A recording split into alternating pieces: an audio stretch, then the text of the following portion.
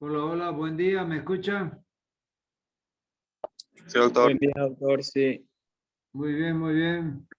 Entonces vamos a seguir avanzando porque el tiempo apremia, ¿no? Ustedes ven que ya pasa el tiempo, hombre, y es larga esta materia de fisiología. Muy bien, vamos a comenzar con el tema de corazón ahora, ¿no? O sea que hasta ahora hemos visto ya medio interno, hemos visto transporte de membrana, hemos visto circulatorio, ahora vamos a ver corazón, ¿ya? El primer juego de diapositiva, el primer tema de corazón es, ahora vamos a ver,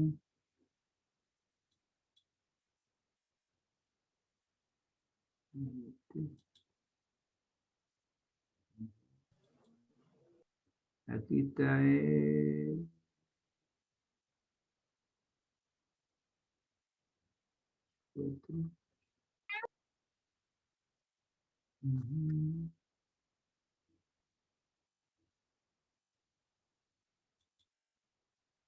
un rato ahí.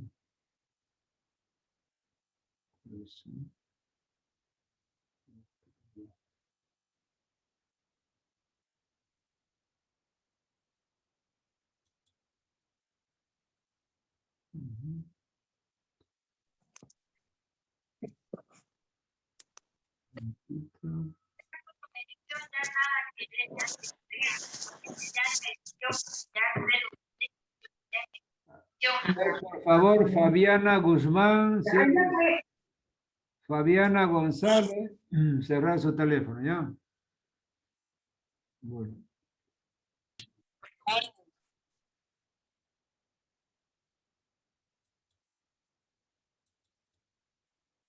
Muy bien. Esta es la primera unidad de corazón, válvulas cardíacas y tonos cardíacos. Vamos a iniciar la exposición entonces. ¿Ven bien la diapositiva? ¿Está todo ok? Sí, se ve bien, doctor. Sí, doctor. Sí, doctor. Perfecto. Entonces, vamos a comenzar por los tonos cardíacos normales. Fíjense que tonos y ruido cardíaco es la misma cosa, ¿no? O sea, es sinónimo. Es decir, usted puede decir tono cardíaco o puede decir ruido cardíaco, ¿no? Solamente que tono es un poco más, más elegante, digamos, es un término más técnico, ¿no? Que lo va a ver con mayor frecuencia en los libros, ¿no? Guyton habla de tonos cardíacos. Muy bien, entonces, en la ocultación normal de la parte cardíaca, nosotros vamos a ver que podemos escuchar con el fonendoscopio, estetoscopio o fonendoscopio, que es el mismo, ese aparatito, ¿no?, que nos ponemos al oído, tiene una membrana, ya vamos a ver en la parte práctica todos los componentes del estetoscopio, del tensiómetro, etc.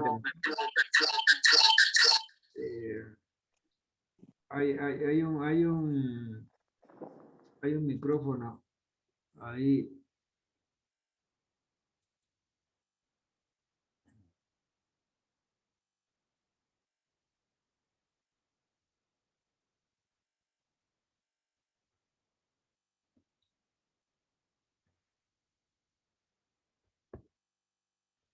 Muy bien. Entonces decíamos de que son 4 los tonos audibles, es decir, de alguna forma. De esos 4 tonos, el primero y el segundo son audibles con el fonendoscopio, con el estetoscopio, ¿ya? Y el tercero, es decir, le estaba diciendo yo de que podemos oírlo perfectamente con el fonendoscopio normal, el primero y el segundo tono. El tercer tono es muy rara vez se puede escuchar. Y el cuarto tono solamente con un aparato especial llamado fonocardiograma. Ya eso de entrada para que ya vayan sabiendo. El primer tono, ¿a qué se debe el primer tono? Está con rojo aquí, fíjense, para que no nos perdamos. Se debe al cierre de las válvulas auriculoventriculares, mitral y tricúspide. Ese es el origen, esa es la causa del primer tono cardíaco. Al cerrarse estas válvulas, producen ese tono, esa vibración que es captada como un tono por el oído. Segundo tono. Este primer tono tiene una mnemotecnia que es el loop, L-U-B, B de burro, loop. Y el segundo tono tiene dub, D-U-B, ¿ya? Entonces, loop, dub, loop, dub. Entonces, loop vendría a ser el primer tono, que es el cierre de la válvula auriculoventriculares mitral y tricúspide, y el segundo tono es el cierre de las válvulas sigmoideas, aórtica y pulmonar. Ese es se escucha como dub. Entonces, la mnemotecnia ahí es loop, dub, loop, dub. Eso es lo que van a escuchar ustedes con su fonendoscopio. El tercer tono, fíjense, es un ruido de entrada de la sangre a las aurículas. ¿Qué quiere decir? En este momento, es decir, hay un ruido ya de entrada brusca de sangre que viene del sistema del retorno venoso por la aurícula derecha, aurícula izquierda, y entran a raudales así rápidamente para llenar los ventrículos durante la diástole. Entonces, ese ruido es el tercer tono cardíaco y es debido a la entrada de sangre a las aurículas. El tercer tono se puede registrar solamente con el fonocardiograma. Es un aparato parecido con un Doppler que amplifica las ondas sonoras. Entonces, sin ese aparato llamado fonocardiograma, que es parecido con un Doppler, es decir, que amplifica el ruido, amplifica el sonido, ahí es que podemos solamente nosotros registrar este cuarto ruido y se debe a la sístole auricular. O sea, el cuarto tono es debido a la contracción de las aurículas. Sigamos. Muy bien, áreas para ocultación cardíaca. Fíjense que las áreas de ocultación cardíaca son 4, ¿ya? Y fíjense que estas son las que a mí me gusta tomar, tanto en los exámenes como en el examen práctico, ¿no? Directamente. Es decir, pero los auxiliares a veces son locos por meterle las áreas auxiliares o suplementarias de ocultación, ¿ya? Entonces, si ustedes no saben las áreas básicas de la ocultación, que es lo que tiene que saber el clínico fundamentalmente, ya las otras áreas accesorias ya son, es decir, detallecitos que lo puede ejercitar el cardiólogo, el que ya ha hecho la especialidad, etcétera. Pero en el curso básico de medicina, para saber fisiología, las cosas importantes, tenemos que saber los 4 focos de ocultación cardíaca. Son 4, ¿ya? Entonces vamos a subir esto aquí para que se vea bien. Área de ocultación de los tonos cardíacos. Entonces vamos a ver el primer foco acá, dice foco mitral, donde hay que poner la campana del fonendoscopio. ¿En qué área? Para ocultar este foco mitral. Hay que colocarlo en el cuarto o quinto espacio intercostal, línea media clavicular. Fíjense que lo tenemos aquí, ¿ya? Aquí. Entonces, fíjense de que cómo se cuentan los espacios intercostales. El primer espacio intercostal, perdón, el segundo espacio intercostal es el que está inmediatamente debajo de la clavícula. Fíjense que aquí está la clavícula. Entonces, el primer espacio intercostal que usted cuando palpa, puede palpar la clavícula y bajar el dedo, ese espacio que palpa ahí, ya es el segundo espacio intercostal. Entonces usted cuenta ahí, segundo ese, después pone el dedo ahí, pasa la costilla, ese es el tercero. Después viene el cuarto espacio intercostal, fíjense, es aquí, aquí está y línea medio clavicular, ¿ya? Línea medio clavicular, ¿ya? Entonces ahí en ese lugar es el foco mitral. Eso ahí varía, puede ser cuarto o quinto espacio intercostal.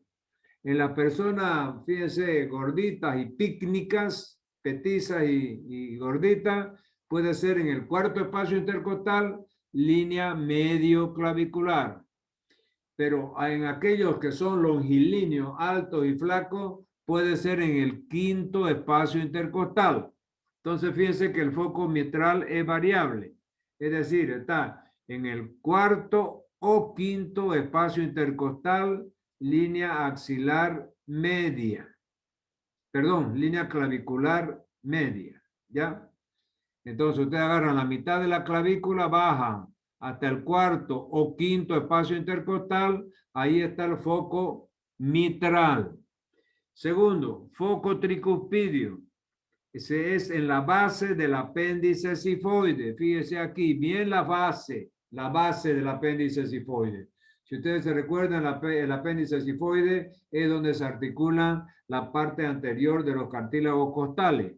Los arcos costales anteriores van a articularse. Una parte, la parte anterior en el esternón, ¿no es verdad? Y la parte posterior va a la columna vertebral. Entonces, bien en el manguito, fíjense que si ustedes se acuerdan de anatomía, el apéndice sifoide tiene un cuerpo y después tiene un segmento inferior que es en forma de Y, o sea, la parte más larga vendría a ser el palo de la Y invertida y después el apéndice sifoide que viene una prolongación en Y que se abre con dos ramitas, ¿la verdad? Entonces, donde ese apéndice sifoide se une al resto del cuerpo del esternón, nosotros llamamos a eso en términos anatómicos la base del esternón, ahí donde está el apéndice sifoide, donde se une el apéndice sifoide al esternón, ahí es la base. Entonces, ahí hay que poner la campana del fonendoscopio para escuchar este foco tricuspidio. Tercer foco, está en verde aquí, foco aórtico. Entonces nos vamos al foco aórtico hasta el segundo espacio intercostal, ¿ya? Segundo espacio intercostal, borde izquierdo del esternón, ¿ya? Entonces, perdón, borde derecho del esternón. Entonces, fíjense, borde derecho del esternón, primero, segundo espacio intercostal, borde derecho del esternón, ahí está el foco aórtico. Y el foco pulmonar, la misma cosa, pero ya borde izquierdo del esternón y segundo espacio intercostal. Entonces, ahí está el foco pulmonar. Entonces, estos son los 4 áreas de auscultación cardíaca. Repitiendo, el foco mitral está entre el cuarto o quinto espacio intercostal, línea medio clavicular. Entonces agarran la línea media clavicular, se bajan hasta el cuarto o quinto espacio intercostal, ahí está el foco mitral. Después tenemos el foco tricuspidio, base del apéndice sifoide, aquí está. Foco aórtico, donde se entrecruza el borde derecho del esternón con el segundo espacio intercostal. Ahí está el punto, ahí está el foco aórtico. Entonces, foco aórtico, borde derecho del esternón, segundo espacio intercostal. Y el foco pulmonar es borde izquierdo del esternón, segundo espacio intercostal izquierdo. Ahí tenemos el foco pulmonar. Muy bien, vamos a seguir. Esos son los 4, esos son los que yo pido. Después hay otros accesorios, eso no los pido yo. Muy bien, dinámica de la estenosis aórtica e insuficiencia aórtica. Entonces, estos conceptos hay que tenerlos bien claros. ¿Cuándo hablamos de estenosis y cuándo hablamos de insuficiencia? Fíjense que la estenosis y la insuficiencia son patologías que sufren las válvulas cardíacas. Entonces, fíjense que las válvulas cardíacas tienen unas hojuelas, ¿no es verdad? La tricúspide tiene 3 hojuelas y la mitral tiene solamente 2 hojuelas, ¿ya? Por eso el tricúspide viene de que tiene 3 hojuelas. La mitral solamente 2 hojuelas. Entonces, cuando esas lengüetas, esas hojuelas de las válvulas llamadas valvas, ¿ya? Entonces esas hojuelas o lengüetas, es decir, que cierran los orificios entre la aurícula y el ventrículo, ¿ya? Tanto izquierdo como derecho, que son la mitral y la tricúspide, y aquellas que cierran la salida de los ventrículos, la salida del ventrículo izquierdo hacia la aorta y la salida del ventrículo derecho hacia la pulmonar, que son las sigmoideas, aórtica y pulmonar. Ahí están localizadas las 4 válvulas. Esas 4 válvulas, como les digo, tienen lengüeta. Las aurículo-ventriculares, la tricúspide tiene 3 y la mitral tiene 2. Muy bien, esas lengüetas se llaman valvas. Cuando esas válvulas no cierran herméticamente el orificio que tienen que cerrar en el momento cierto del ciclo cardíaco, cuando tiene que estar cerrada, si no lo cierran herméticamente, decimos que en ese lugar, en esa válvula, hay una insuficiencia valvular. No cierra bien, no cerró herméticamente. Y decimos, hay una estenosis valvular cuando la válvula, cuando tiene que estar abierta en un determinado momento del ciclo cardíaco, que ya vamos a ver, no abre bien, las lengüetas quedan medias entreabiertas, pero no abren bien, se dice las válvulas tienen estenosis, ¿ya? Entonces, leamos aquí. En la estenosis aórtica, el ventrículo izquierdo en contracción es incapaz de vaciarse de forma adecuada, mientras que la insuficiencia aórtica, la sangre regresa al ventrículo de la aorta luego de su vaciamiento, por lo tanto, en ambos casos se reduce el volumen sistólico neto del corazón. Ya. Vamos a ver si tenemos un dibujito aquí para poder explicar ese componente de estenosis e insuficiencia. A ver, esta aquí no está muy bien. Vamos a ver el siguiente.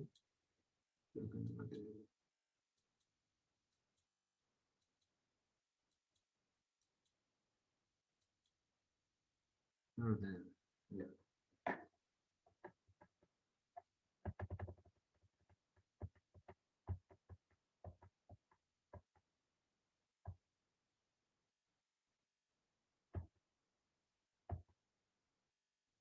Ya.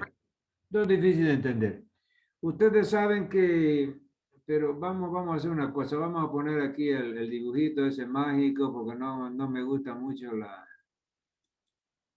la cosa aquí porque para dibujar con esto es un martirio. Pero de todas maneras, vamos a poner un corazón aquí. Vamos a dibujar. Aquí tiene un corazón para todos los efectos con sus 4 cavidades. La aurícula derecha, la aurícula izquierda, ventrículo derecho, ventrículo izquierdo. Aquí están las válvulas. Aquí está la aurículo ventricular derecha y aquí está la aurículo ventricular izquierda. Aquí saliendo del ventrículo derecho está la arteria pulmonar. Arteria pulmonar. Y acá saliendo el ventrículo izquierdo tenemos la arteria aorta. Arteria aorta. Muy bien. Entonces, fíjense ustedes, cuando estas válvulas, aquí las auriculoventriculares, ¿ya? O vamos a ver el ejemplo que nos da nomás el texto que hemos visto. Vamos a ver estenosis aórtica y insuficiencia aórtica. Bueno, ¿qué es la estenosis aórtica? La estenosis aórtica hemos dicho que estenosis es cuando la válvula no se abre bien. Entonces, fíjense, esta válvula aórtica que sale del ventrículo izquierdo y va a la aorta para mandar la sangre con toda su presión para que vaya a la periferia a nutrir las células, ¿ya? Entonces, si no estuvieran bien cerradas estas lengüetas de las válvulas, ya llamadas valvas, si no se abre bien, entonces el ventrículo izquierdo va a tener dificultad de vaciar su contenido aquí en la aorta. Entonces, si tiene dificultad de vaciar su contenido, ¿ya? Entonces el volumen de eyección de este ventrículo, supóngase de 110 a 120 mililitros en cada latido. Cada latido, vamos a ver después, este ventrículo lleno tiene entre 110 a 120 mililitros. Ya de esos 110 a 120 mililitros ya vamos a ver, por lo menos 70 mililitros sale. Tiene que ser expulsado a la aorta. Pero si no está bien abierta, porque no está en estenosis, y hemos dicho que tiene estenosis cuando no se abre bien, entonces la eyección de sangre de este ventrículo es menor de lo normal. Entonces, al haber menor sangre eyectada a la aorta, es decir, la volemia que va a tener esa tubulación, o sea, ese complejo arterial, va a ser menor y por lo tanto eso va a ser inadecuado, va a generar alguna patología. Entonces, la estenosis, fíjense, si no abre bien, el ventrículo izquierdo no se vacía bien. Ahora, en la insuficiencia, ¿qué va a pasar? Esta válvula de aquí, la válvula aórtica, no se cierra bien herméticamente. Entonces, ¿qué va a pasar? Cuando este ventrículo izquierdo, durante la sístole, que esta válvula tiene que estar abierta, la válvula aórtica, para que salga la sangre del ventrículo izquierdo a la aorta, entonces durante la sístole, esta válvula está abierta. Entonces se contrae con fuerza intensa, ¿ya? Es decir, durante la sístole y expulsa la sangre, ¿ya? Y después, ¿qué va a pasar? Inmediatamente terminó la sístole, esta válvula se tiene que cerrar herméticamente, ¿ya? Pero si está en insuficiencia, está insuficiente la válvula, o sea, no se cierra bien, no se cierra herméticamente, entonces hay una onda de reflujo, ¿ya? Porque imagínense ese ventrículo con toda su potencia, con toda su musculatura, bombeó sangre, expulsó sangre durante la sístole de dentro del ventrículo hacia la aorta y después la válvula inmediatamente tiene que cerrarse, ¿ya? Para comenzar una nueva diástole. Entonces, si no se cierra bien, parte de esa sangre que la bombeó hacia la aorta va a refluir y se va a meter de nuevo al ventrículo y no va a ir a la parte periférica del cuerpo a nutrir la sangre.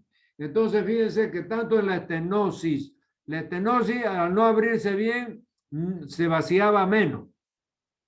Y la insuficiencia al no cerrarse bien, es decir, parte de lo que se vació puede haberse vaciado bien, pero se volvió a meter de nuevo dentro del ventrículo. Entonces, en ambos la dinámica, la hemodinámica es la misma. Porque fíjense, en la estenosis al no abrir bien, es decir, quedó un concho, quedó un residuo que no pudo expulsarse. Ese residuo se le privó a la circulación general en la estenosis. Ahora, en la insuficiencia, es decir, vació bien, pero refluyó, como no se cerró inmediatamente herméticamente la válvula, hubo un reflujo de sangre nuevamente de la aorta hacia adentro y se volvió a meter dentro del ventrículo izquierdo. Entonces también disminuyó la sangre efectiva que salió al exterior para nutrir a la célula. No sé si con eso van entendido, pero al final, si alguien tiene alguna duda, me pregunta, ¿ya? Es entonces la dinámica o hemodinámica de la insuficiencia y de la estenosis, ¿ya? Compartir ahora. Estábamos ahí. Doctor, Sí. doctor, entonces la estenosis y la insuficiencia se dan sí o sí juntas las dos. No se dan juntas. Puede haber patologías juntas, pero tienen que, es decir, comprender separadamente. Porque fíjense que yo les diga que hemodinámicamente tiene el mismo efecto, pero tienen una misma, pueden tener una misma etiología. Tanto la estenosis como la insuficiencia es debido a la fiebre reumática. O sea, la enfermedad llamada fiebre reumática es la que ataca las válvulas del corazón. Por eso es que dice, la fiebre reumática dice, lame las articulaciones y muerde el corazón. Hay un dicho, hay un axioma en medicina que dice. Entonces, esa fiebre reumática al lamer las articulaciones va a producir lesiones en las articulaciones y al morder el corazón, en términos figurativos, va a producir tanto la estenosis como la insuficiencia. Pero fíjense que si nosotros lo vemos, los mecanismos son bien diferentes. Una porque no se abre bien y otra porque no cierra bien.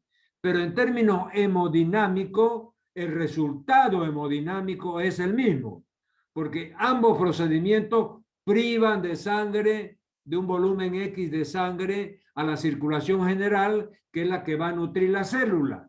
No sé si me dejé entender. A ver, adelante. Perfecto, doctor. Muy bien. Sí, doctor. Perfecto. Doctor, ¿y los soplos cardíacos cuáles son? No, ya no nos adelantemos. Vamos a ver soplo otro tema, por favor. Ahora estamos viendo, es decir, estamos comenzando a ver el corazón, estamos viendo los ruidos, tonos cardíacos, estamos viendo la dinámica de la estenosis, de la insuficiencia. Ya vamos a llegar a soplo. Es decir, no se precipiten. Yo sé que uno está ansioso por aprender, pero en este caso corresponde la pregunta sobre la estenosis, sobre la dinámica, etc. Después, cuando estemos en soplo, ya ahí van a preguntar sobre el soplo, porque si no, nos vamos a atrasar, no vamos a avanzar nada y después va a ser un problema para cumplir el programa. ¿Está bien? Muy bien. Entonces, dinámica y estenosis aórtica, hemos visto que para todos los efectos es lo mismo. Fíjense, en la estenosis aórtica, nosotros vimos en la estenosis aórtica, el ventrículo izquierdo es en contracción, es incapaz de vaciarse de forma adecuada, mientras que en la insuficiencia aórtica la sangre regresa al ventrículo desde la aorta luego de su vaciamiento. Por lo tanto, en ambos casos se reduce el volumen sistólico neto del corazón. ¿Ah? Ahí está resumido todo lo que hemos tenido que explicar con el dibujo, etcétera, etcétera. Mecanismos de compensación. Entonces, ¿cómo compensa el corazón esa hemodinamia que falló tanto en la estenosis como en la insuficiencia? Entonces, tiene mecanismos de compensar. Uno, el primer mecanismo es hipertrofia del ventrículo izquierdo. O sea, la pared, hipertrofia quiere decir aumento del grosor de la pared del ventrículo. Entonces, el ventrículo, para compensar esa escasa sangre que está circulando, es decir, va a tener que contraerse con mayor fuerza y para eso tiene que hipertrofiarse. Entonces, primero hay una hipertrofia del ventrículo izquierdo y además hay un aumento del volumen sanguíneo por aumento de la presión arterial y reducción de la orina por el riñón. Entonces, ya rápidamente vamos a ver estos dos mecanismos de compensación. Fíjense que en la estenosis aórtica y en la insuficiencia aórtica la hemodinamia era la misma. Es decir, el volumen neto que expulsaba el ventrículo en cada sístole disminuía. Entonces, por lo tanto, va a haber menos sangre circulante para nutrir a la célula. El primer mecanismo de compensación es hipertrofia del ventrículo izquierdo, o sea, se engruesa. Dos, va a haber aumento de un volumen sanguíneo, porque acá teníamos una disminución del volumen sanguíneo porque en la estenosis salía menos y en la insuficiencia aórtica regresaba un tanto de la sangre que tenía que estar en la circulación. Entonces, esas dos patologías disminuyen la sangre circulante. Entonces, este segundo mecanismo que está en verde, que dice aumento del volumen sanguíneo, se produce primero porque aumenta la presión arterial. Al aumentar la presión arterial, entonces llega más sangre, aumenta la sangre, y hay una reducción de la excreción de orina. El riñón ya vimos en medio interno que excretaba por día, en las 24 horas, normalmente casi 1,5 litros. 1,4 litros, o sea, 1.400 mililitros es lo que uno orina, el riñón expulsa la orina. Entonces el riñón va a tener que ahorrar, va a tener que disminuir su excreción. En vez de orinar un litro 400, va a orinar 800, 500 mililitros, vamos a suponer. Y ya con ese líquido ahorrado se va a compensar la falta de volumen sanguíneo. Entonces, esos son los dos mecanismos. Hipertrofia del ventrículo izquierdo y aumento del volumen de sangre. Primero, A, por aumento de la presión y B, por reducción de la orina. Sigamos. Dinámica de la estenosis e insuficiencia mitral. En la estenosis mitral está impedido el flujo de sangre de la aurícula izquierda al ventrículo izquierdo. Y en la insuficiencia mitral, gran parte de la sangre que ha fluido al ventrículo izquierdo durante la diástole regresa a la aurícula izquierda durante la sístole en lugar de bombearse a la aorta. Entonces, fíjense que aquí le voy a explicar rápidamente lo que sucede en la estenosis, insuficiencia, pero ya en este caso mitral. Ya antes habíamos visto de la aorta, o sea, la aórtica. Entonces, este dibujito da para explicar, porque fíjense que aquí está la aurícula izquierda y aquí está el ventrículo izquierdo. Aquí está la aurícula derecha y aquí está el ventrículo, perdón, al revés. Esta es la aurícula izquierda y ventrículo izquierdo, porque aquí está la aorta y aquí sale la aorta. Y este está el ventrículo derecho y el ventrículo y la aurícula derecha que sale de la arteria pulmonar. ¿Ya? Pero aquí lo ha puesto los dos como si fuera las cavidades izquierdas, ¿no? ¿Ya? Porque he visto que aquí dice aurícula izquierda nomás y acá dice aorta. Entonces es un corte nomás donde se ve solamente la aurícula izquierda y el ventrículo izquierdo. Entonces, ¿qué va a pasar en la estenosis? Fíjense que aquí tenemos la válvula aurículo ventricular izquierda. Entonces, hemos dicho que estenosis es cuando no abre bien.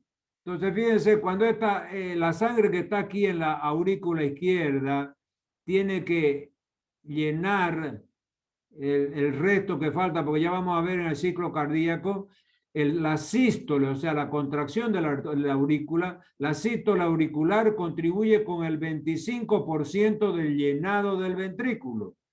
Entonces, si esta válvula aurículo-ventricular izquierda no se abre bien, está en estenosis, entonces no se va a poder vaciar completamente y no lo va a poder llenar completamente a este ventrículo. ¿No es verdad? Y en la insuficiencia, ¿qué va a pasar? Cuando esta válvula está cerrada, no se cerró bien y este ventrículo, al contraerse con fuerza para mandar la sangre por aquí por la aorta a la circulación general, es decir, esta válvula que no se ha cerrado bien, que la válvula, es decir, esta válvula aurículo-ventricular izquierda que no se ha cerrado bien, al contraerse este ventrículo con fuerza para mandar la sangre aquí por la aorta, ¿ya? Parte de esa sangre va a refluir y se va a meter otra vez a la aurícula.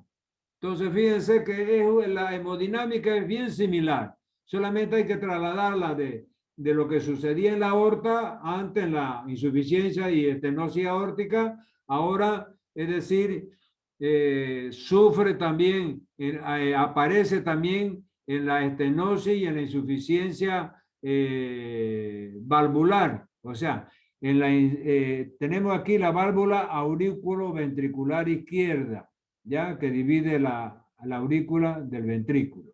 Entonces, si no se abre bien, no se llena completamente este ventrículo.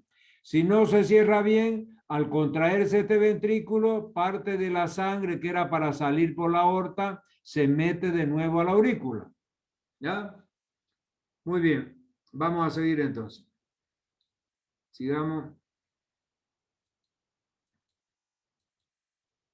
Gasto cardíaco y retorno venoso, regulación. Vamos a ver qué son esos conceptos. Gasto cardíaco, fíjense, es la cantidad de sangre bombeada por el corazón hacia la aorta en un minuto. El gasto cardíaco varía ampliamente según el grado de actividad del cuerpo, como sea. Entonces, cuando ustedes escuchen hablar gasto cardíaco, ¿ya? Es la cantidad de sangre que el corazón bombea por minuto. Ese es el gasto cardíaco. Y después ya vamos a ver, es alrededor de 5 litros, ya yo le voy avisando, pero vamos a ver exactamente más abajo. Ese gasto cardíaco, o sea, la cantidad que el corazón bombea de sangre en un minuto, que es alrededor de 5 litros, va a variar dependiendo de 4 factores. Fíjense, hay 4 factores que hacen que varíe el gasto cardíaco y está en relación con el gasto cardíaco. Primero, el metabolismo corporal. Si por alguna razón aumenta el metabolismo corporal, supóngase en los pacientes, por ejemplo, hipertiroideos, hay un aumento del metabolismo corporal. Entonces, va a haber también un aumento de estos hipertiroideos, tienen un aumento del gasto cardíaco. El ejercicio. Ustedes van a ver que un atleta, por ejemplo, haciendo ejercicio, cualquier persona, pero yo le pongo un atleta, haciendo ejercicio, ese gasto cardíaco puede ser duplicado, triplicado y hasta cuadruplicado. Ya vamos a ver más adelante. Fíjense, de 5 litros puede ir hasta 20 litros por minuto. Cuadruplicar el gasto cardíaco, un atleta ya bien entrenado que va a ir a la Olimpiada, por ejemplo, puede ese corazón ya con ejercicio y entrenado, puede hasta cuadruplicar. Hola, Erika, estoy dando clase ahorita. La llamo en media hora, ¿puede ser? ¿Usted va a estar libre? Ya, le hablo de nuevo entonces. Ya, chao. Le decía yo entonces que el atleta, por ejemplo, puede hasta triplicar y cuadruplicar su gasto cardíaco. Entonces está el aumento del gasto cardíaco, o sea, la variación del gasto cardíaco están directamente relacionados con el metabolismo corporal, con el ejercicio, con la edad. Fíjense que la edad también no es lo mismo el gasto cardíaco de un paciente de la tercera edad de un adulto joven. Y el volumen corporal, no es lo mismo una persona de 200 kilos que pesa que un paciente que tiene 30 kilos, un amarillo soplequi come tierra, amarillo filistriqui, Entonces, lógicamente, como hay que alimentar todo ese volumen corporal con su masa celular, grasa, músculo, etcétera, lógicamente que el gasto cardíaco tiene que ser mayor para una persona de 200 kilos que para una persona de 30 kilos. Entonces, los valores normales que da Guyton, fíjense, un joven en reposo, el gasto cardíaco es 5.6 litros por minuto.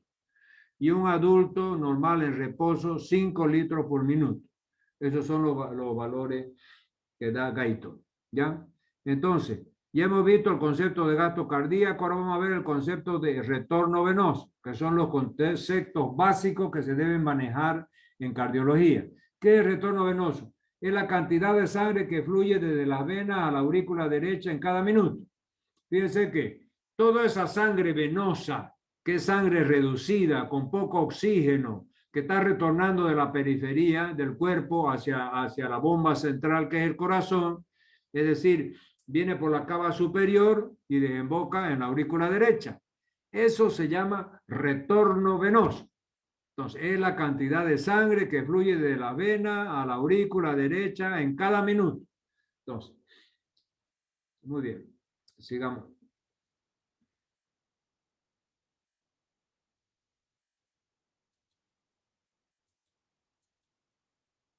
Entonces, tenemos ahora control del gasto cardíaco por retorno venoso. Eso se llama, es decir, ¿cuáles son los factores que controlan el gasto cardíaco? ¿Ya? Control de gasto cardíaco por retorno venoso. O sea, la parte del retorno venoso es sumamente importante, ustedes van a ver, para controlar el gasto cardíaco. ¿Y cómo lo vemos eso? Lo vamos a ver a través de estos tres elementos. Primero, la ley de Frank-Starling. Fíjense que nosotros ya habíamos visto, cuando vimos circulatorio, vimos las fuerzas de Starling, que eran 4 fuerzas, si ustedes se recuerdan. La presión hidrostática capilar, la presión oncótica capilar, la presión osmótica capilar y la presión hidrostática intersticial. Esas eran las 4 fuerzas de Starling. Entonces, presión hidrostática capilar, presión coloidosmótica capilar, presión hidrostática intersticial y presión coloidosmótica intersticial. Eran las 4 fuerzas de Starling. Entonces, el mismo investigador, cuyo nombre completo es Frank Starling, es decir, hay un elemento que es llamado de ley de Frank Starling. ¿Qué dice la ley de Frank Starling? Dice, dentro de límites fisiológicos, el corazón bombea toda la sangre que le llega sin permitir un remanso en las venas. ¿Qué quiere decir? Entonces el corazón tiene un mecanismo a través del cual, si le llega, supóngase, 5 litros de sangre, cuando está normal y está sanito, por eso dice, y dentro del límite fisiológico, cuando está normal y sanito, le llegan 5 litros, bombea los 5 litros. Si le llegan 6 litros, bombea los 6 litros. Si le llegan 10 litros, bombea los 10 litros. ¿Ya? Entonces, eso está expresado en esa ley de Frank Starling. el corazón, dentro del límite fisiológico, bombea toda la sangre que le llega sin permitir un remanso en las venas. O sea, cuando el corazón ya entra en insuficiencia, ya no cumple con la ley de Frank Starling. Entonces, le llegan 5 litros y bombea 4, y se va estancando 1 litro. Le llegan 6 litros y bombea 3, y se van estancando ya 3 litros. Entonces, fíjense que esa es la explicación de esta ley de Frank Starling. Entonces, quiere decir de que todo el retorno venoso, si le llegó 5 litros de sangre después de nutrir a las venas, llegaron a la aurícula derecha, 5 litros de sangre, el corazón, después de oxigenarla en el pulmón, vuelve a bombear los mismos 5 litros de sangre. Eso quiere decir la ley de Frank Starling, sin permitir un remanso en las venas. Porque si el corazón ya entra en insuficiencia, ya no bombea toda esa sangre que le llega por la aurícula derecha del retorno venoso y se va encharcando el corazón, ya vamos a ver, y esa es la patología de las insuficiencias cardíacas. Segundo elemento, distensión del nódulo sinosal en la aurícula derecha. ¿Qué quiere decir? En la pared superior externa de la aurícula derecha hay una formación anatómica y unas células especiales donde está el nódulo sinusal, que es el marcapaso fisiológico del corazón. Ya vamos a ver. Es decir, ese nódulo sinusal es el que va a marcar la frecuencia cardíaca, por eso le llaman marcapaso fisiológico, ¿ya? Y está localizado en la parte superior derecha de la pared de la aurícula derecha, ¿ya? Entonces, ahí, cuando llega la sangre, porque ahí desemboca en la aurícula derecha, desemboca la vena cava superior. Entonces, en el momento que está desembocando la vena cava superior, se distiende la pared de la aurícula derecha donde está el nódulo sinusal. Y esa distensión ya hace que aumente de 10 a 15% la frecuencia cardíaca. Entonces, fíjense que ya también eso está contribuyendo a que aumente, es decir, el volumen sanguíneo. Entonces, segundo es el efecto directo sobre el automatismo, es decir, aumenta de 10 a 15% la frecuencia cardíaca. Entonces, llegó la sangre por la vena cava superior, distendió la pared de la aurícula derecha donde está el nódulo sinusal y automáticamente el nódulo sinusal manda una orden para que se aumente la frecuencia. En vez de 70 por minuto, se va a 80, 90, depende. ¿Ya? Entonces ya hay un aumento del 10 al 15% de la frecuencia cardíaca. Supóngase, si fuera el 10%, por ejemplo, si la frecuencia es 70, alrededor de 70 la frecuencia cardíaca, el 10% serían 7 latidos más. Entonces iría a 77 latidos por minuto.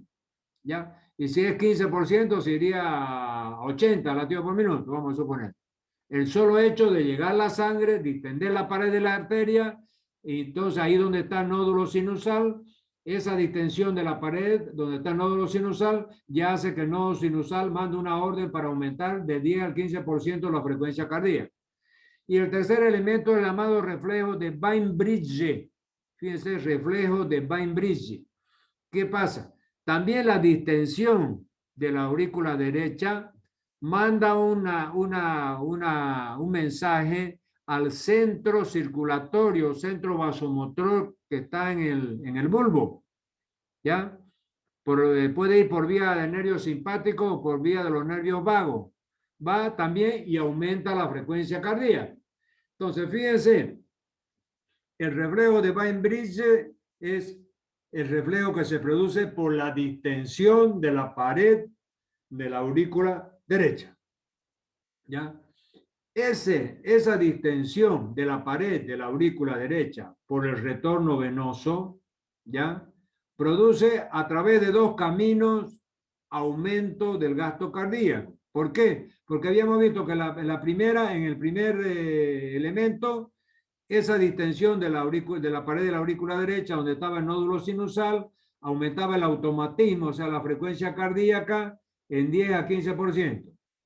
Y además, por otra vía, ese mismo reflejo, que ya se llama ahora reflejo de Bainbridge, es decir, hay un reflejo de Bainbridge que es desencadenado por la distensión de la pared de la aurícula derecha. directamente manda un mensaje al centro vasomotor que está en el bulbo, y ese centro vasomotor del bulbo, vía vago o vía nervio simpático, es decir, también ya acelera la frecuencia cardíaca. Entonces, si yo les digo, ¿cuáles son los elementos que a través del retorno venoso tienen influencia en el gasto cardíaco? Entonces me tienen que decir, son tres. Primero, la ley de Frank Starling. ¿Cuál era? Dentro del límite fisiológico, el corazón bombea toda la sangre que le llega sin permitir un remanso en las venas. Eso tienen que saberlo como el Padre Nuestro. Segundo, distensión del nódulo sinusal que se encuentra en la pared superior externa de la aurícula derecha y aumenta el automatismo de 10 a 15% la frecuencia cardíaca. Y el reflejo de Bainbridge que se desencadena también por la distensión de esa misma pared de aurícula derecha, pero va por la vía del, va hasta el bulbo por la vía de los nervios vagos, de los nervios simpáticos, ¿ya? Y aumenta también la frecuencia cardíaca. ¿Está bien? Entonces vamos a ver aquí a la derecha está la fórmula del gasto cardíaco. ¿Cuál es la fórmula del gasto cardíaco? Fíjense, es presión arterial sobre resistencia periférica total. Aquí está. Presión arterial sobre resistencia periférica total. Si yo les pregunto, ¿cuál es la fórmula del gasto cardíaco? Me tienen que decir, es un cociente donde tenemos como numerador la presión arterial y como denominador la resistencia periférica total. Sigamos. Entonces, gasto cardíaco patológicamente alto. Entonces, aquí vamos a enumerar una serie de patologías que cursan con un gasto cardíaco patológicamente alto. ¿Qué quiere decir?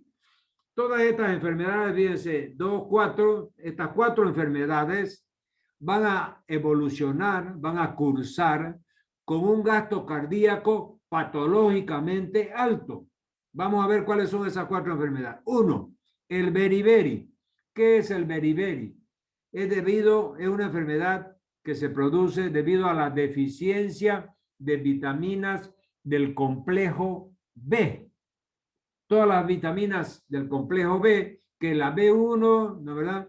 La tiamina, la B2, la riboflavina, la BD6, la piridoxina, la B12, la cianocobalamina. Ya, entonces esas cuatro vitaminas que pertenecen al complejo B, cuando hay una deficiencia, produce esta enfermedad llamada beriberi. ¿Y qué pasa con los vasos sanguíneos ahí? Hay una vasodilatación periférica, se dilatan los vasos sanguíneos en el organismo, las arterias y venas. Al dilatarse, la arteria disminuye la resistencia a la circulación y esa disminución de la resistencia a la circulación produce que aumente el gasto cardíaco. Por eso es que es la primera enfermedad que cursa con un gasto cardíaco patológicamente alto. Segunda enfermedad, la fístula arteriovenosa. ¿Qué es fístula arteriovenosa? Es una comunicación entre una arteria y una vena. Entonces, esa comunicación patológica, que es la fístula arteriovenosa, disminuye también la resistencia periférica y porque va a haber es decir, como hay una conexión entre lo arterial y lo venoso, va a hacer que el corazón bombee con mayor facilidad eso y va a llegar a un gasto cardíaco más alto, mayor. Pero también por disminución de la resistencia periférica, ese es el mecanismo, o sea, por dilatación. Es decir, ahí donde está la fístula arteriovenosa es como si hubiera un ensanchamiento de los vasos, una dilatación. Por ese mecanismo se produce aumento patológico del gasto cardíaco. Tercero, el hipertiroidismo. Ya yo le había dicho que en el hipertiroidismo, los pacientes hipertiroideos, por acción de las hormonas tiroideas, que es la T3 triyodo tironina y la tetrayodotironina, que es la tiroxina, la T3 y T4, va a producir vasodilatación también, y a través de esa vasodilatación disminuye la resistencia periférica y aumenta el gasto cardíaco. Y la cuarta es la anemia. La anemia es cuando disminuye la viscosidad de la sangre, porque anemia es la disminución de los glóbulos rojos, ¿no es verdad? Entonces, al haber menos glóbulos rojos, los pacientes anémicos, hay menos glóbulos rojos, entonces la sangre tiene menos viscosidad, es menos pegajosa y más fácil de bombear para la bomba cardíaca. Entonces, la sangre circula con mayor fluidez, mayor rapidez, y eso lleva al aumento del gasto cardíaco. Entonces, las 4 enfermedades que cursan con gasto cardíaco patológicamente alto es beriberi, la fístula arteriovenosa, hipertiroidismo y anemia. Sigamos. Ahora, gasto cardíaco, enfermedades que cursan con gasto cardíaco patológicamente bajo. Entonces, aquí fíjense, ya hacemos una diferenciación. Las enfermedades que cursan con gasto cardíaco patológicamente bajo puede deberse a, la parte izquierda, alteraciones de la bomba cardíaca y B, alteraciones del retorno venoso. Entonces, fíjense que aquí ya hace una diferenciación. Todas ellas cursan con gasto cardíaco patológicamente bajo, a lo contrario de la anterior que vimos. Las anteriores cursaban con gasto cardíaco patológicamente alto. Estas cursan con gasto cardíaco patológicamente bajo. Pero hay aquellas que se debe, ese gasto cardíaco patológicamente bajo, se debe a alteraciones de la bomba cardíaca, o sea, el corazón, y otras que se deben a alteraciones del retorno venoso. ¿Cuáles son las enfermedades que se deben a las alteraciones de la bomba? Infarto agudo de miocardio, valvulopatías, miocarditis, taponamiento cardíaco. Entonces, esas 4 patologías cursan con gastos patológicamente bajos debido a alteraciones de la bomba cardíaca. Infarto agudo de miocardio, valvulopatía, miocarditis y taponamiento cardíaco. El infarto agudo de miocardio ya saben ustedes qué es una necrosis del músculo por una mala perfusión sanguínea. Valvulopatía, saben, enfermedad de la válvula. Miocarditis es una inflamación del músculo cardíaco y taponamiento cardíaco es cuando ustedes saben que el corazón, es decir, la parte pericárdica, el pericardio tiene 2 hojas. Una hoja visceral que se adhiere al músculo, al corazón, y una hoja parietal que está externa. Entonces, entre ambas hojas hay un espacio. Es decir, eso le permite al corazón que cuando durante la diástole se llena de sangre y el corazón se dilata y entonces las 2 hojas se pegan. Y en la sístole el corazón expulsa su sangre, se hace más pequeño y las 2 hojas se separan. Lo mismo que en la pleura del pulmón, es el mismo mecanismo. Entonces, cuando por alguna razón ese espacio virtual que hay entre la pleura, entre la hoja visceral del pericardio y la hoja parietal del pericardio desaparece por un coágulo, por un derrame de sangre, hay un taponamiento cardíaco. Ahí el corazón no puede expandirse, ni dilatarse durante la diástole, ni contraerse durante la sístole. Entonces, a eso se le llama taponamiento cardíaco. Muy bien. Entonces, ahora vamos a ver las alteraciones que reducen el retorno venoso debido al gasto cardíaco patológicamente bajo. ¿Dónde? Disminución de la volemia. Entonces, cuando disminuye la sangre, disminuye el gasto cardíaco porque disminuye el retorno venoso. 2. Dilatación venosa aguda, síncope vasovagal. Fíjense que ustedes han visto alguna vez, no sé, tal vez no, pero nosotros los médicos ya hemos visto en algún momento la palabra síncope. ¿Qué es el síncope? No, porque muchos escuchan hablar de shock, pérdida de conciencia, desmayo, pero hay una palabra síncope. Este síncope es un desmayo así violento, instantáneo. Por ejemplo, el ejemplo más típico es una persona va a hacerse vacunar, ya sea un joven, un adulto, un niño, etcétera, y por el pavor que le tiene a la aguja, cuando le ponen la inyección, por ejemplo, intramuscular o en el deltoide o en el glúteo, es decir, él está muy ansioso y ¡pum!, cae al suelo desmayado, pálido, amarillo, medio cianótico, la presión se le va a 0 por 0. Entonces, ese es un síncope vasovagal. Entonces, automáticamente, el solo hecho de caer al suelo y estar en posición horizontal, ya se va normalizando la presión y a lo cabo de unos 5 minutos se recupera y va bien y no pasó nada. Ese es el síncope vasovagal. Se debe a una dilatación venosa aguda. Entonces, el hecho de ponerle la inyección le desencadena una dilatación venosa aguda y ese es el síncope vasovagal. Y en tercer lugar, obstrucción de las grandes venas. Lógicamente, si el retorno venoso es la sangre que retorna por la vena y la vena está obstruida, está tapada, entonces va a llegar poca sangre pues, al corazón, a la bomba cardíaca. Entonces, eso hace que estas enfermedades de obstrucción de los grandes vasos por trombo, etcétera, cursan con un gasto patológicamente bajo, ¿no? Sigamos, insuficiencia cardíaca.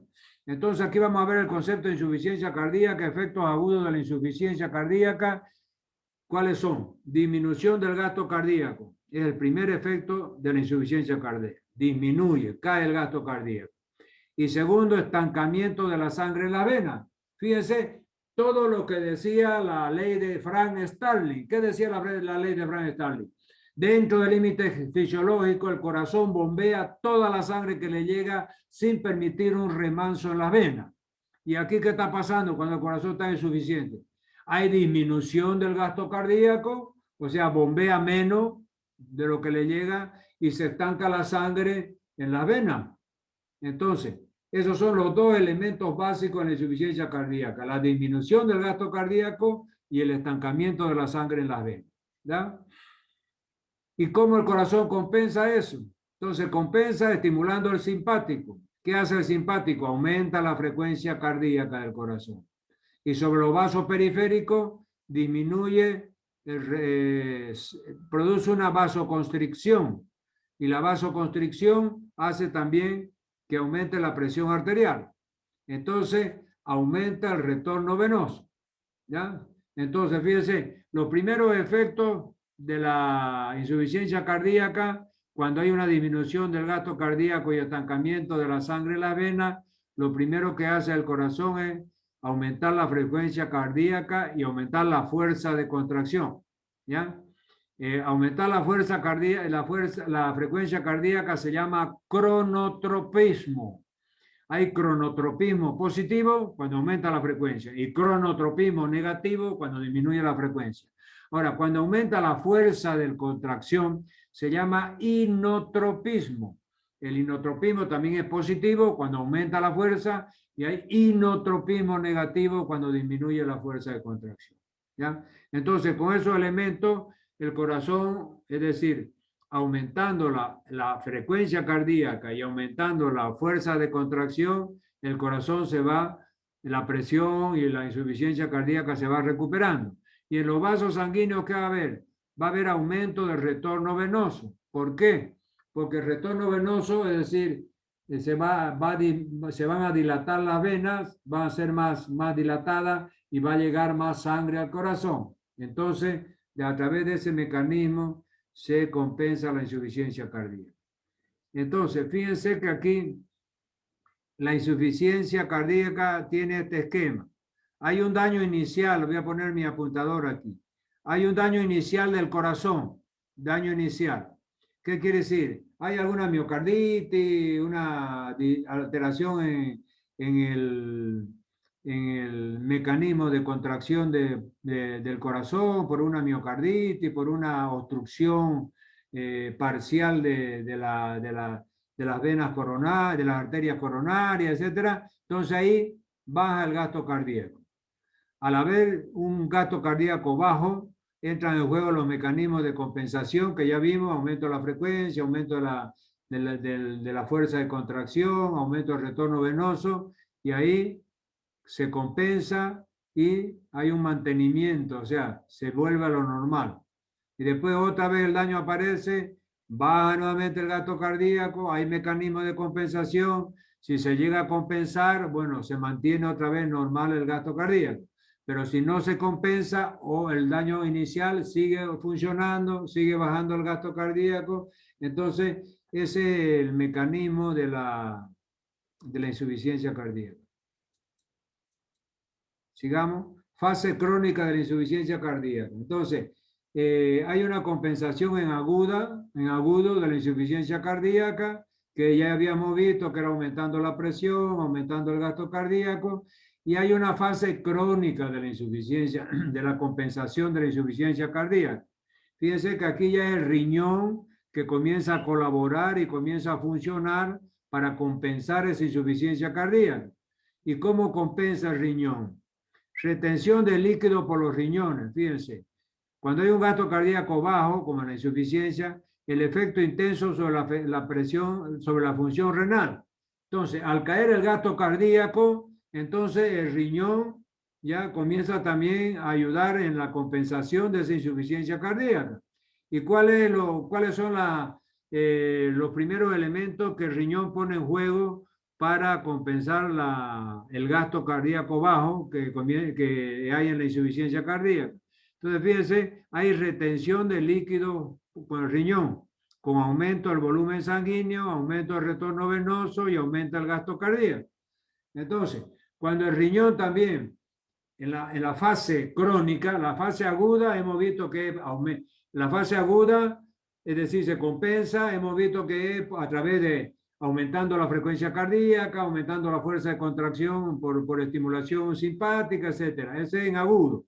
Pero ya en la fase crónica, después de 2 a 3 semanas, ya entra a compensar, a ayudar a compensar esa insuficiencia cardíaca el riñón. ¿Y cómo hace el riñón?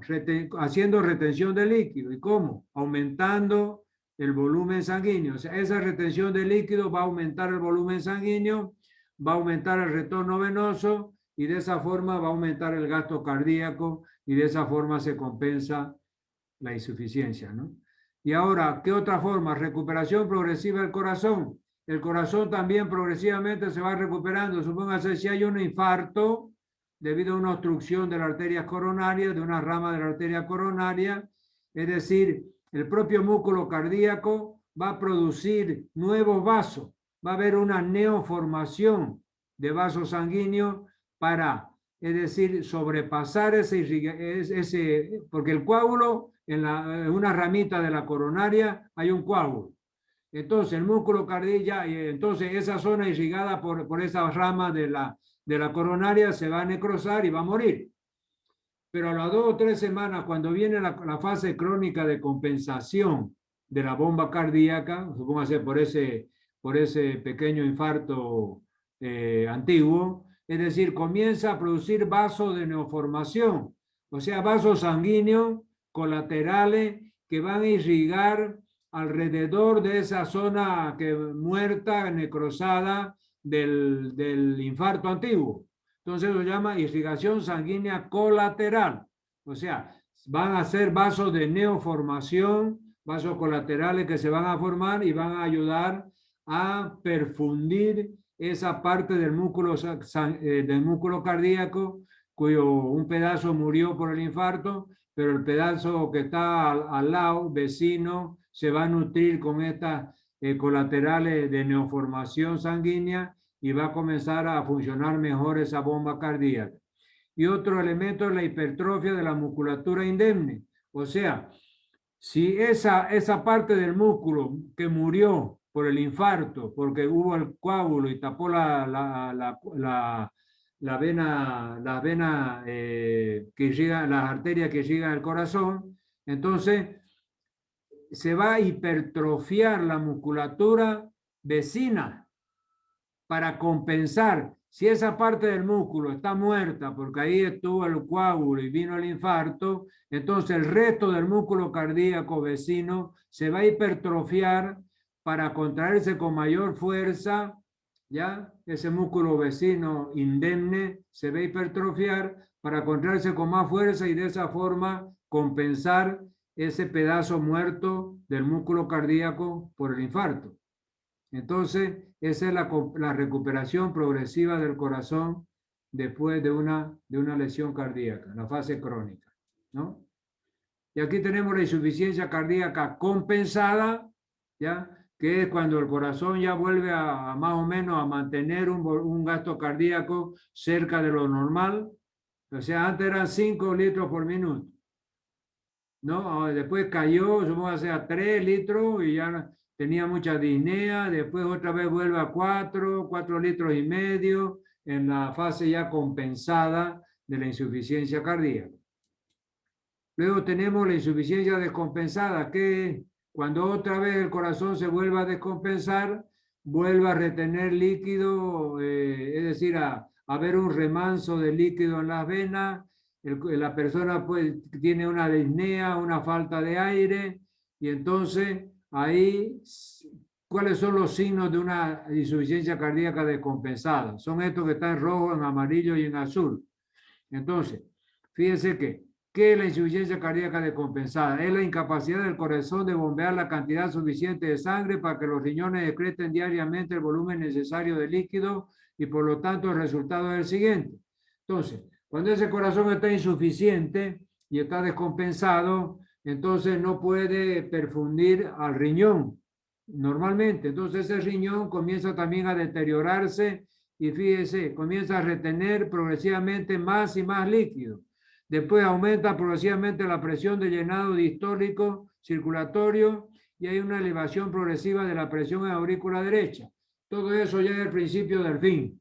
Entonces, el riñón mal perfundido, o sea, al llegarle poca sangre porque ha bajado mucho el gasto cardíaco, en insuficiencia cardíaca descompensada, entonces ese riñón mal irrigado porque le llega poca sangre, comienza a retener y retener líquido, se va encharcando el cuerpo, hay aumento de la presión de llenado diastólico y hay un aumento de la presión venosa central, o sea, en aurícula derecha, y eso lleva ya a fracasar y el corazón ya esa bomba deja de funcionar y el paciente se muere. Eso es la insuficiencia cardíaca descompensada. Ahora, insuficiencia cardíaca izquierda y insuficiencia cardíaca derecha. Antes se hacía la diferencia entre insuficiencia cardíaca del lado izquierdo, de las cavidades izquierdas, y insuficiencia cardíaca de las cavidades derechas. Pero ambas, con el tiempo, llegan a ser total. O sea, hay una insuficiencia general, tanto izquierda, de las cavidades izquierdas, como las cavidades derechas. ¿Ya? Ahora, hay un tipo de insuficiencia cardíaca que es por falla del corazón. Cuando falla la bomba cardíaca, decimos hay una insuficiencia cardíaca de bajo gasto y se llama shock cardiogénico. Entonces, cuando ustedes escuchen hablar, ese paciente está en shock cardiogénico, sepan que es un shock donde hay una insuficiencia cardíaca con un gasto cardíaco bajo. ¿Ya? Entonces, eso es lo que tiene que saber. Luego tenemos el concepto de qué es reserva cardíaca. Fíjense que no hay que confundir el gasto cardíaco con la reserva cardíaca. El gasto cardíaco habíamos visto que es el bombeo del corazón, de la sangre, durante 1 minuto. ¿Y cuánto es el volumen del gasto cardíaco? Es 5 litros. Ahora, ¿qué es la reserva cardíaca? La reserva cardíaca es la propiedad que tiene el corazón de duplicar, triplicar y hasta cuadruplicar su gasto cardíaco.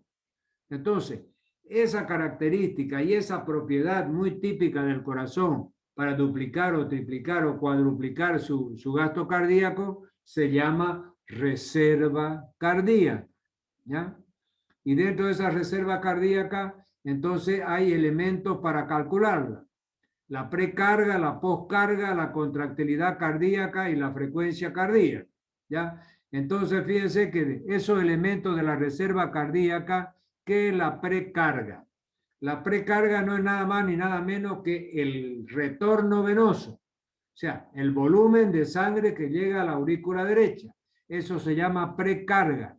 Porque según la ley de Frank Starling, decíamos, el corazón dentro del límite fisiológico bombea toda la sangre que le llega sin permitir un remanso en la vena. Entonces, la precarga está dado por el retorno venoso. ¿Qué es la poscarga? La poscarga es la dificultad que tiene, es decir, el músculo cardíaco y el sistema circulatorio, ¿ya? Para abrir, es decir, para vencer la resistencia que hacen, por ejemplo, la sangre a la apertura de las válvulas. Entonces, como si usted quisiera abrir una puerta, está venteando de sur, la puerta está cerrada. Usted quiere abrir la hoja de la puerta en contra de ese viento que viene de sur. Entonces, usted va a tener una resistencia, una dificultad, una fuerza que se opone a que usted abra esa puerta. Entonces, esa resistencia que se opone a que se abran las válvulas para que se vacíe el corazón en la parte izquierda, en la aorta, y la parte derecha en la pulmonar, esa es llamada de poscarga. Ahora, otro elemento que entra en función en la reserva cardíaca es la contractilidad cardíaca. Si el corazón se contrae bien, está sano. Si se contrae mal, está enfermo. Disminuye la reserva cardíaca. Y la frecuencia cardíaca también tiene que ver. Si la frecuencia cardíaca es alta, ya el corazón puede bombear, porque después vamos a ver la fórmula de ese gasto cardíaco, es el volumen que expulsa el ventrículo multiplicado por la frecuencia cardíaca. Entonces, eso nos va a dar el gasto cardíaco, que es de 5 litros. Entonces, si la frecuencia es mayor, usted en vez de multiplicar el volumen sistólico del ventrículo por 70, que es la frecuencia, lo multiplica por 100, le va a dar, porque hay aumento de la frecuencia cardíaca, le va a dar un mayor gasto cardíaco. ¿Ya? Entonces, lo que tienen que saber es que la reserva cardíaca está en relación con la precarga, con la poscarga, con la contractilidad cardíaca y con la frecuencia cardíaca. Esos 4 elementos, si yo le llegara a preguntar, dígame, la reserva cardíaca que habíamos visto, fíjense, se llama reserva cardíaca al porcentaje máximo de aumento en el gasto cardíaco que puede alcanzar el corazón, y es de 300% a 400%. O sea, 3 a 4 veces el volumen normal del gasto cardíaco puede ser aumentado. Eso se llama reserva cardíaca. ¿Y de qué depende? Depende de estos 4 factores que están con azul: de la precarga, de la poscarga, de la contractilidad cardíaca y de la frecuencia cardíaca. Muy bien, precarga, entonces aquí tenemos fuerza que distiende o estira las fibras musculares durante la diástole. Poscarga, aquí presión que los ventrículos deben vencer para abrir las válvulas. ¿Ah? Y contractilidad, la fuerza de contracción del ventrículo. Entonces, en vez de yo leerle todo este parágrafo largo, ya les expliqué. Precarga, sinónimo de precarga es retorno venoso. Sinónimo de contractilidad es el aumento de la fuerza para contraerse el ventrículo. Y la poscarga, fíjense, es la presión de los ventrículos que deben vencer para abrir las válvulas pulmonar y aórtica para impulsar la sangre fuera del corazón. Los ventrículos trabajan contra la poscarga de la misma forma que se haría si intentáramos abrir una puerta contra la fuerza ejercida por el viento. Esa historia que yo les conté. Eso es la explicación de la poscarga. ¿Ya? Muy bien. Y con eso hemos terminado este capitulito nomás. Bueno, pero va a seguir corazón, ¿no? Pero esta clase voy a poner vamos a compartir ahí. Y voy a poner el chat si quieren hacer alguna pregunta. Adelante. Muy bien.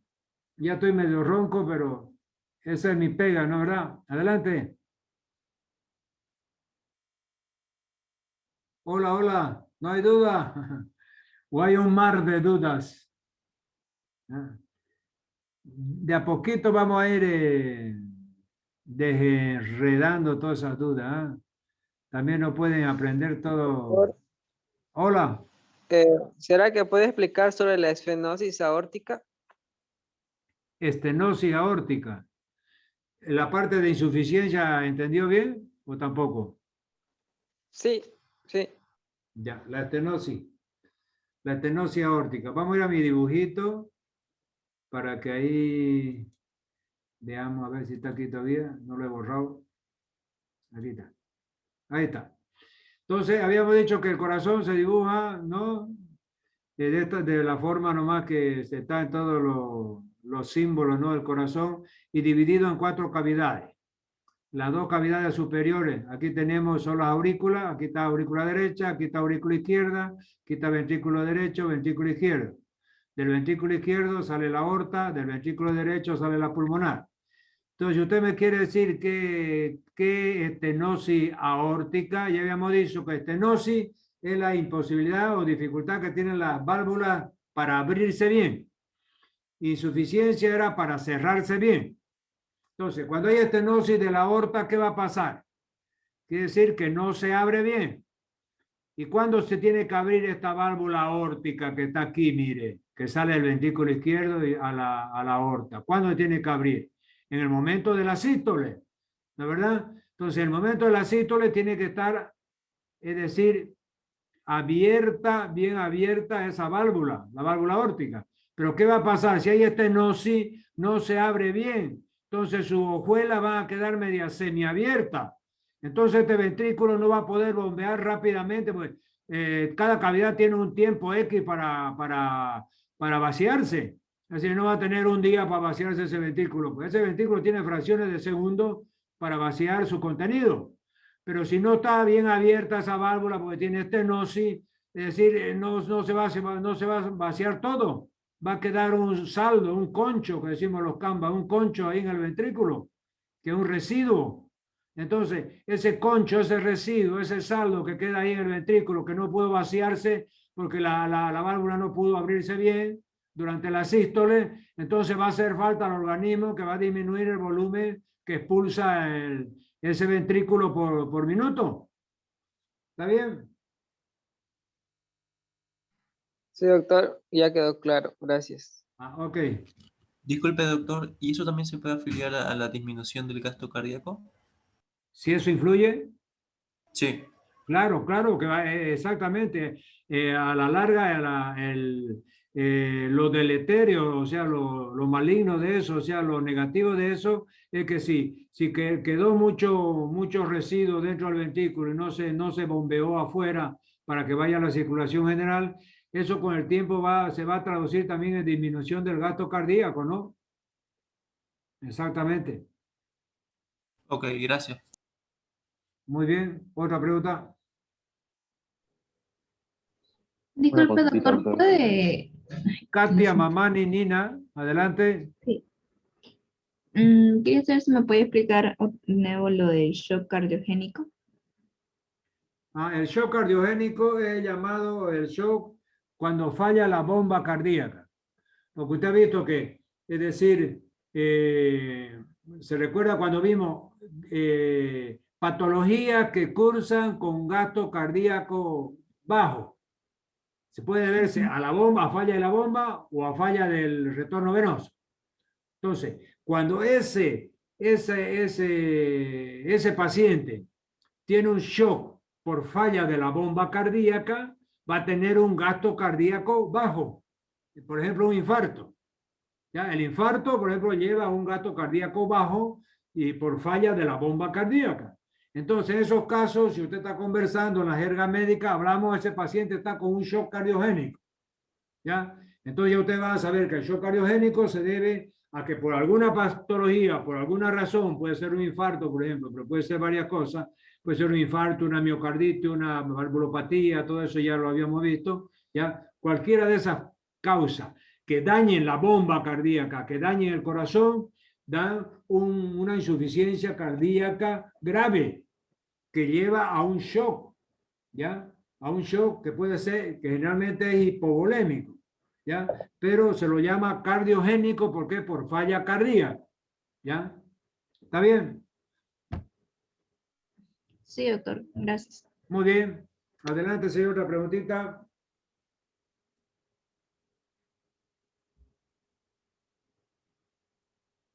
Muy bien, si no hay más preguntas, entonces, un abrazo para todos, cuídense, nos vemos en la próxima clase, un abrazo, chao, chao.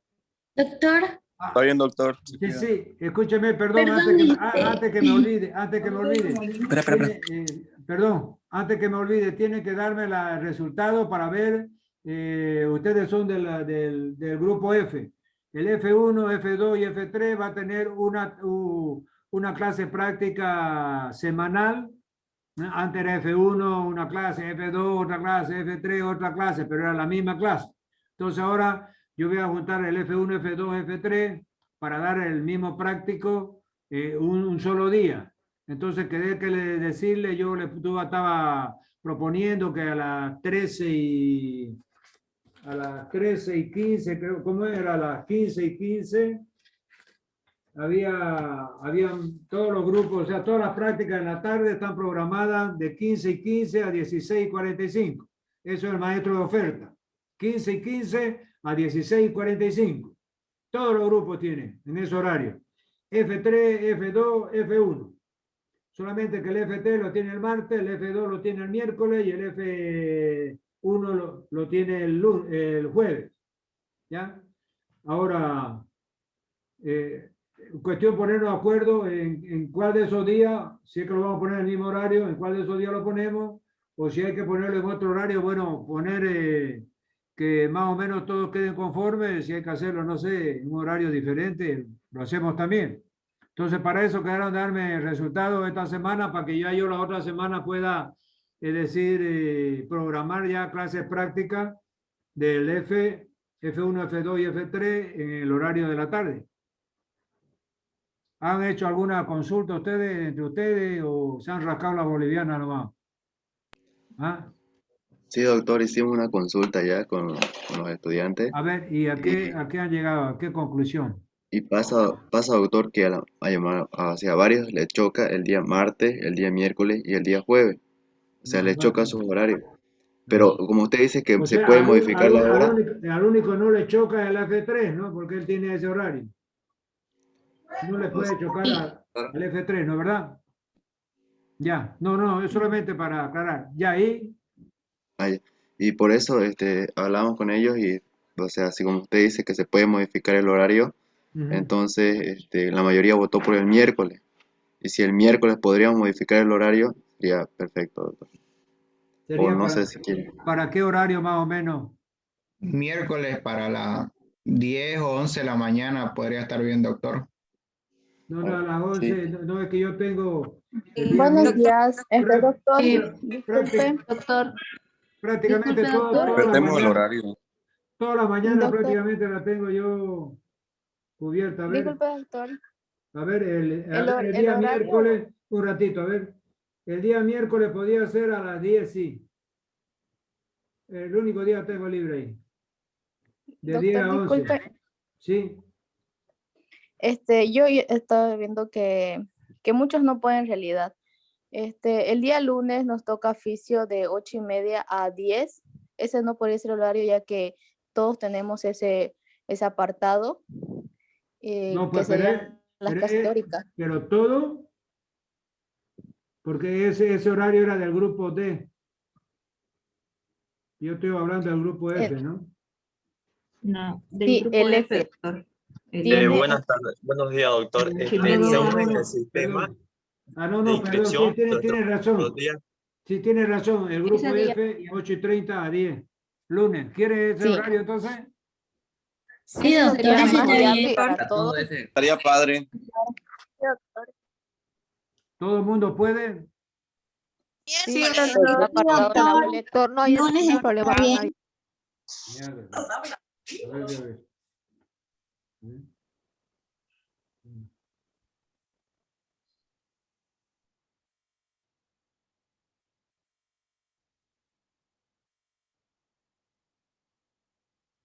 Pero solamente el lunes en ese horario. Pero digo, en la mañana. Miércoles, doctor. Ese sería el más viable, doctor, porque después choca con otros horarios. Sí, lunes. A mí me queda mejor el día miércoles porque yo tengo un campo ahí, el único horario que yo tengo en la mañana libre para encajarlo ahí es el miércoles. El miércoles. ¿Miércoles a qué hora? El miércoles sería a las El 3:15. miércoles en la mañana hay muchos que pasan clases de bacterio. Pero el miércoles en la ¿pero a qué tarde. hora, Sí, pues? exactamente. Miércoles en la tarde sería Miércoles en la tarde sería el horario de las 3:15. No, es que pues se le choca a una compañera, me mandó su boleta y sería solo a pues en ella. la tarde. Pero solo solo ella. una, o sea, a mí también me choca miércoles en la mañana y entonces también sería mi caso, digamos. Pero en la tarde lo A mí modificamos. igual me Por choca eso, en miércoles en la la tarde mañana. estaría bien. Respetemos el horario del miércoles. Toda- a mí también me va a chocar en la mañana. Creo que mejor si respetamos el horario del lunes. Oye, un ratito. Si a todo le choca y no podemos hacer nada, yo suspendo las clases prácticas y las dan nomás los auxiliares. Ningún problema. ¿Ya? Ningún problema. Entonces, a mí me van a ver la teórica nomás. Como hice el año pasado, como hicimos el año pasado. Pero yo estaba queriendo, es decir, no sé, reforzar ese asunto y me prontifiqué pero si hay quilombo de pelote, yo no voy a dar pues 6 clases, la misma clase virtual, si yo puedo unir los horarios, ¿ah? Y llegar a un consenso de un horario. Entonces, si no se puede, como les digo, seguimos nomás con la teórica, la práctica, y ya después ustedes se arreglan con los auxiliares. ¿Ah? Entonces, pénsenlo bien, la próxima clase ya me definen eso. Yo, como les digo, si fuera de mañana, yo puedo meterlo aquí el día miércoles, a partir de las 10 de la mañana, puede ser más temprano, no sé. Pero tiene que haber después de la tarde, en la noche, no sé. Pero tiene que haber un consenso, pues, pero si todo puede, nadie puede, pues hay uno ahí que respinga, entonces no. Doctor, disculpe, si fuera el miércoles, ¿de qué hora a qué hora sería? No, por eso diría yo, de 10 a 11:30. Es el único día que yo tengo. Porque siempre va a haber algo. Pero podría ser en la noche. ¿Ah? ¿Podría ser en la noche el miércoles? Podría ser en la noche. A mí me también. toca. Yo no tengo problema. Ya. Doctor, entonces, estamos quedando el lunes mayoría, que sea el lunes en nuestro horario nomás. El lunes. En ese horario de las 8. Sí, doctor, ese está bien. Por eso, pero confírmenme, pues yo quiero saber si la gran mayoría está de acuerdo, ¿no? En el chat estamos quedando así, doctor. ¿Ya han hecho? Bueno, entonces yo lo pongo entonces para el día lunes de 8 a 10, ¿no?